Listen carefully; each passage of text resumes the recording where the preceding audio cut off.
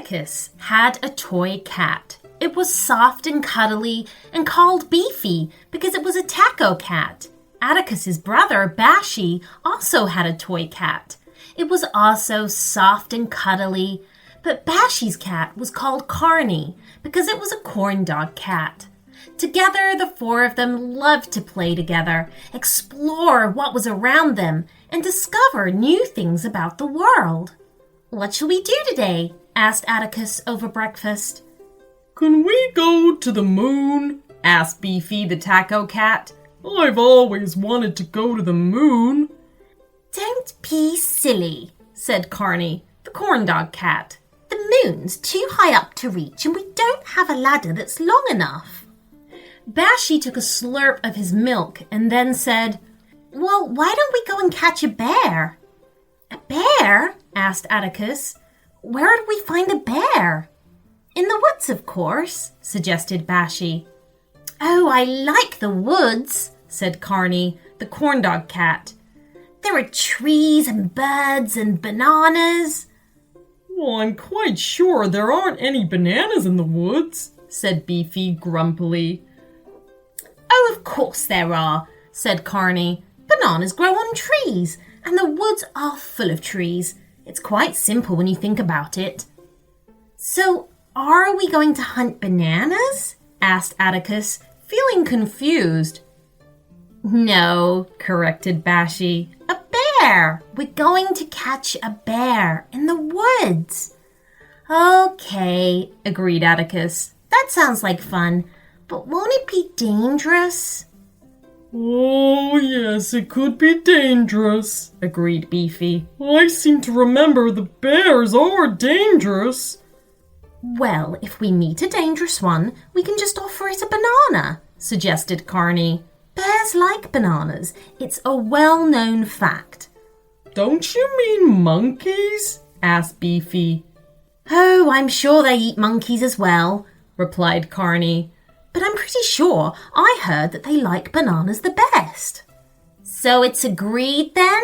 said Bashy. "Yes," nodded Atticus. "We're off to the woods to catch a bear." They were going to need some help to get to the woods, but that wasn't going to be a problem. They simply went to speak to Sally. Sally was their golf cart, and she was always happy to carry them to and from places. "Hey, good to see you, boys," said Sally.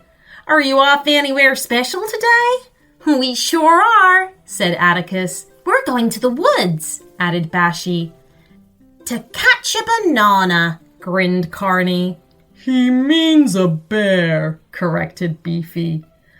"Ooh, exciting," said Sally the golf cart. "Have you got everything you need?" "I think so," said Atticus. He was holding an old fishing net on a pole. "Well, what are we waiting for?" cried Sally cheerily. "Let's get going." The woods weren't too far away, and they were soon on a narrow track under the cover of the trees. "You boys keep your eyes open for bears. I'll worry about the steering," said Sally. "Can you see one yet?" asked Bashy hopefully. "Nope," said Atticus, gazing around carefully. "They're good at hiding," said Beefy wisely, "on account of their stripes." "You're thinking of tigers," Carney said. "Or is it their spots?" wondered Beefy. He wasn't sure. Sally the golf cart came to an abrupt stop, jolting everyone forward. Up ahead, there was a large leafy bush, and something inside was making the leaves shake. "Is it a bear?" asked Bashy. Atticus sucked in his lip thoughtfully. Maybe," he said. "There's only one way to find out." And so, clutching his pole with the net on the end, he stepped from the golf cart, quietly followed by the others. "Wait!" hissed Carney urgently. "What is it?" asked Bashy as the bush continued to rustle. "We've not found a banana yet. We'll need a banana to help us catch a bear," Carney insisted. "Oh, we'll just have to manage without," said Atticus. His eyes hadn't moved from the bush up ahead. All four of them crept forward, tiptoeing across the woodland floor. There was definitely something big inside the bush. Atticus raised up his net high above his head and swept it down into the leaves. "I think I got it," he announced triumphantly. "Is it a bear? Is it a bear?" chanted Bashy excitedly. "Yes, it's a bear," came a sad voice inside the bush. It stepped out so they could see it properly. It was a very big bear. The little fishing net on the pole was sat on its head like a tiny hat. "See," said Carney to Beefy, "this bear doesn't have any stripes or spots." "Oh, yeah," said Beefy, "and I certainly wasn't expecting it to be white." They all looked at the big white bear and could see that she was very sad indeed. "Why are you so sad, Mrs. Bear?" asked Bashy gently. "I'm lost," said the bear. "Lost?" repeated Atticus. "Can't you find your way home?" "No," said the big white bear with a sniff. "And now I'm ever so hungry too." "Would you like a banana?" asked Carney. "Because if you do, well, we haven't found any yet." "Mrs. Bear," said Atticus politely, "please come back to our house. We've got some food there you can have, and we can ask our dad how to get you home." "Oh, that's very kind of you," sniffed the big white bear. And so, with great difficulty, they all managed to squeeze on to Sally the golf cart and headed back home again. "Well, I can see why your new friend is lost," said Atticus and Bashy's dad when they got back. "She's a polar bear." "Oh," said Bashy. "She's a long way from home then." At that moment, the polar bear was eating a very large tuna sandwich and enjoying every bite. "Can we help her, Dad?" asked Atticus. Said their dad, thinking. "Polar bears live at the North Pole." "Could Sally take her?" wondered Bashy. I think the North Pole is too far even for Sally," their dad replied. "Golf carts aren't designed for travel that far." "Then what can we do?" asked Atticus desperately. "Well, we need to do something," agreed their dad, "and I might have an idea." He pulled out his phone and began to search the internet. "What do you think he's doing?" asked Beefy the taco cat. "Ordering pizza?" suggested Carney the corn dog cat. "Oh, that would be nice," said Beefy. "I'm going to ask for a pepperoni one." Carney nodded and wondered what he'd like. "Oh, all this talk of bananas makes me want a banana pizza," he said. Somewhat weirdly, Atticus and Bashy's dad suddenly looked very pleased with himself. "Ah, found it," he said. "This will get her home. I just need to book a ticket." "What is it, Dad?" asked Bashy. "You'll see," he replied. "But first we need to make a packed lunch for Mrs. Bear for the journey."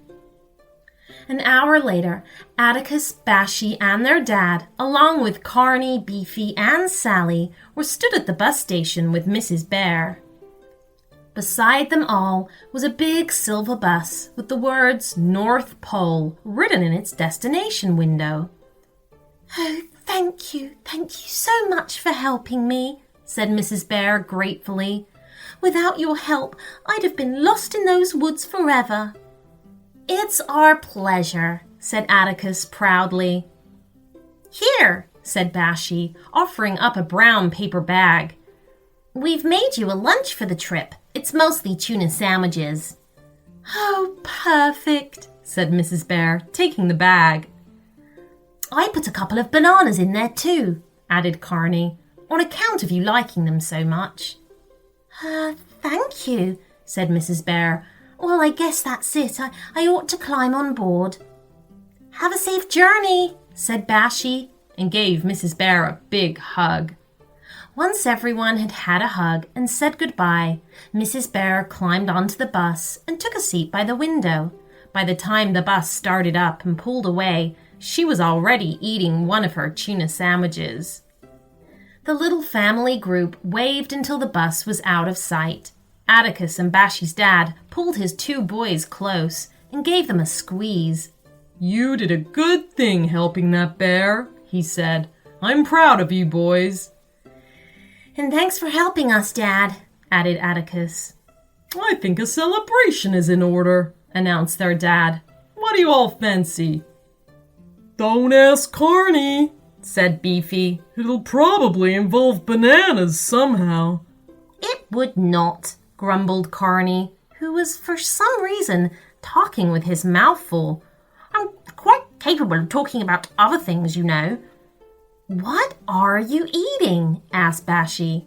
Carney looked embarrassed as he held up a half-eaten banana. "I only ended up putting one in Mrs. Bear's lunch bag," he confessed. "So I won't be needing my banana pizza now." "What banana pizza?" asked Atticus. "I've no idea what Carney is talking about," laughed Atticus and Bashy's dad. "But pizza sounds like a great idea to me." So they climbed onto Sally's seats and went to hunt for pizza. And on this occasion, this particular hunt wasn't going to need a fishing net to help them get one. The end. So that you don't miss a single episode, just click that subscribe button.